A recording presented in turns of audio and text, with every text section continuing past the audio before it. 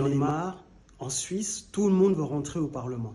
Je ne sais pas si vous avez suivi, mais il y a eu pour le Conseil national, donc les élections sont prévues en octobre prochain, il y a eu plus de 5900 candidatures rien que pour le Conseil national.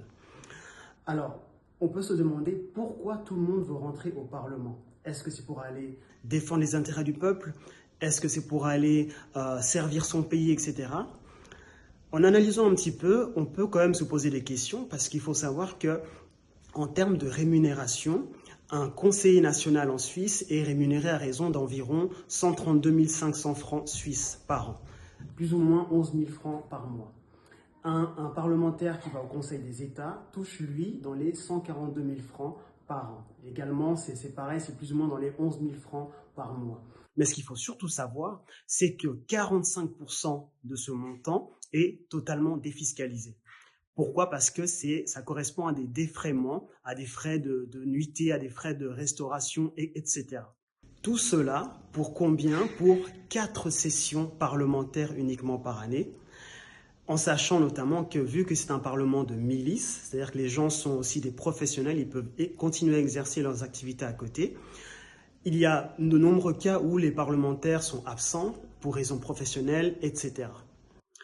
En comparaison, si on compare notamment avec les pays voisins, on peut prendre la France qui est un pays voisin à la Suisse francophone, un parlementaire français touche 7 500 € par mois.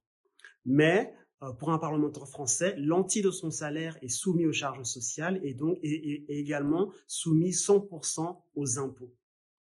Alors si vous vous demandez encore pourquoi tout le monde veut rentrer au Parlement suisse, c'est que c'est vous le problème. Vous manquez totalement d'ambition.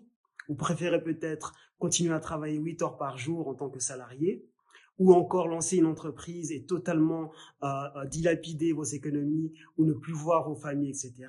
Alors que vous pourriez tout simplement postuler et tenter votre chance en octobre prochain et devenir peut-être parlementaire suisse et toucher le pactole dont je vous parlais tout à l'heure.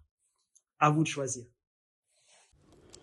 Bon, malgré tout, je tiens à préciser qu'il y a également des parlementaires sérieux et concernés par les problématiques qui touchent le pays et qui siègent dans des commissions, qui font du bon travail et eux doivent être salués. Voilà.